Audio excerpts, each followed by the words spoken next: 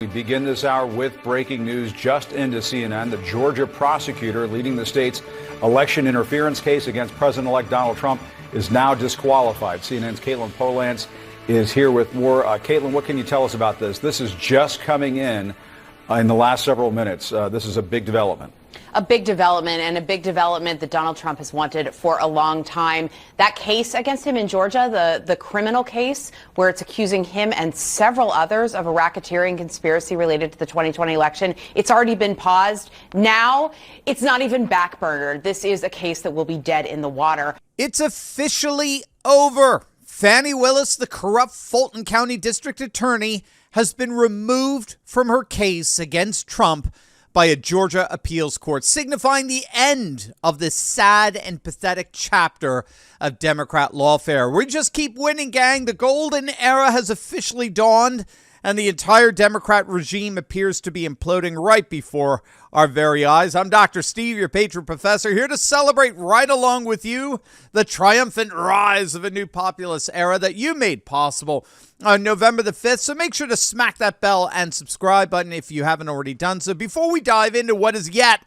our latest winning. Christmas is coming early for us here.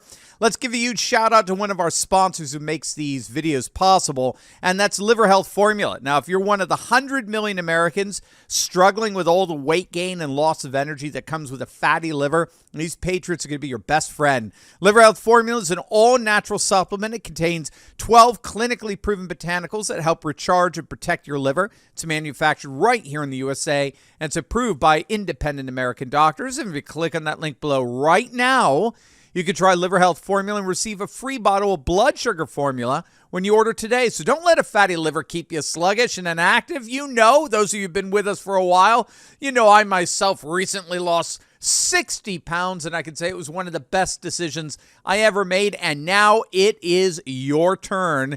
Click on that link below or go to getliverhelp.com/Turley and claim your free bonus gift. That's getliverhelp.com/Turley.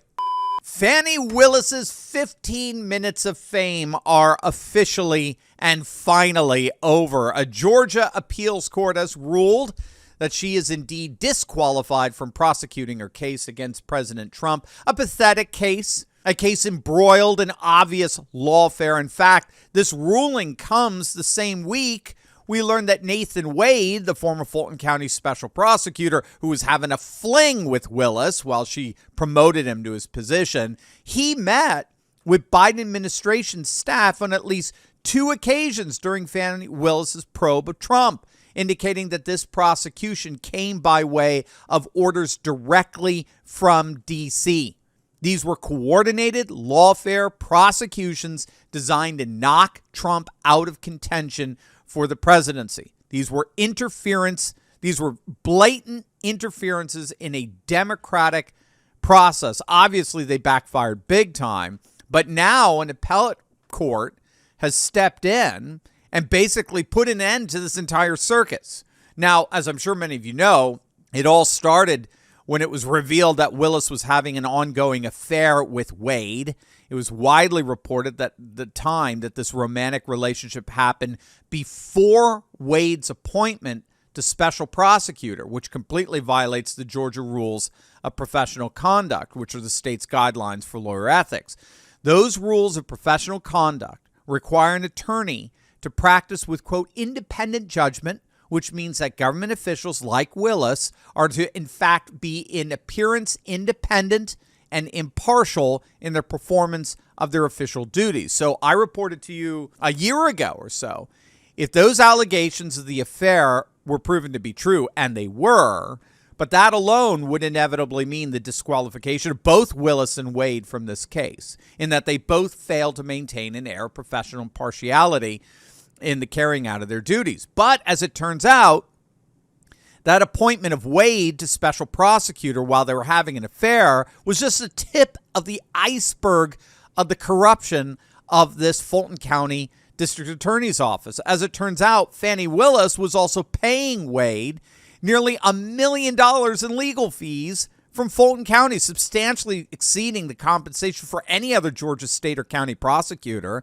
And then to make it even worse, it turns out these funds were being used to pay for Willis's and Wade's extravagant vacations and getaways, like going on a Royal Caribbean cruise and the like. So when all is said and done, the court filings allege that Fani Willis and her boy toy were personally profiting off this sham prosecution against Trump. Again, think about it. It's not just a sham prosecution. They're actually profiting off of it.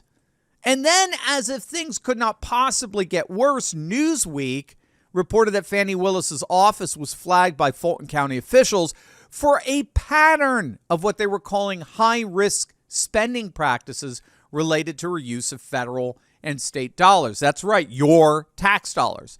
The Fulton County Procurement Review, it's a report issued by a North Carolina-based accounting firm, concluded that Willis's office lacked standard accountability for her monetary practices, consistently failing to go through the proper channels when spending taxpayer dollars. So as it turns out, the Fulton County DA's office appeared to be as corrupt as it gets. And then the whole thing just ended up spiraling out of control. Then there was all this attempted cover-up. So back in March, a Georgia state prosecutor stepped forward claiming that Fani Willis had warned her boy toy Nathan Wade's former business partner to stay quiet about their affair. You can't make this stuff up. In a phone call allegedly overheard by Cobb County prosecutor Cindy Lee Yeager, Willis is alleged to have warned Wade's former business partner, a guy by the name of Terrence Bradley, back in September of 2023, to quote, "They're coming after us. You don't need to talk to them about anything about us." Now, the reason why this was so significant was that while Willis and Wade admitted to having an affair, they both testified in a court of law that that affair did not begin until after Wade was appointed special prosecutor by Willis. Because obviously, if they were having an affair prior to Wade's appointment, that would involve all kinds of ethical issues and conflict of interest like we just pointed out. Well, this guy, Terrence Bradley, testified that their affair actually began long before Wade got appointed, which meant that Willis and Wade, in effect, lied to the court. So there were all kinds of shenanigans going on here, all kinds of illicit behavior over spending and cover-ups. And as of today, it all finally caught up with her. The era of Fani Willis is mercifully over. Now, technically, this does not mean that the case against Trump in Fulton County, and the 18 others, by the way, this does not mean that that case is officially dead. It's still there. It's in a coma, for sure, but it's not dead. That said, most legal analysts believe no one is going to come anywhere near this thing to revive it, especially after the Supreme Court sided with Trump's claim of presidential immunity. So in the end, this just leaves one final case, the Manhattan Alvin Bragg case, to be finally dismissed as well. All the others have imploded, and I'm fairly sure that it's just a matter of time before that one, the Manhattan one, implodes as well. Make no mistake, I do believe we're witnessing something utterly epic here. I think we're witnessing something very much akin to the biblical notion of ironic justice, where a malicious and dubious person ends up becoming the recipient of a redeemed version of his own corrupted justice. So it's like Haman in the Bible, in the book of Esther, who deceitfully and mischievously plotted to get Mordecai hanged, and he built the gallows and everything like that, only to end up himself hanged by those very gallows that he built, that he intended deviously for others. It's what's known as ironic justice, where the law is weaponized against one's own political enemies, but ends up boomeranging and taking out the weaponizer. That is exactly what I believe we have witnessed here. It's absolutely epic. This is Trump miraculously escaping the plots and schemes and conspiracies of the Democrats, only to oversee justice fall on the very ones who spent all of this time and energy plotting and scheming. It's absolutely brilliant. And make no mistake, this is miraculous. I believe this is all part of the hand of God protecting Trump and bringing his enemies and our enemies to ruin. It is over. The bad guys lost and the good guys won. The golden age is here, and the winning is just beginning.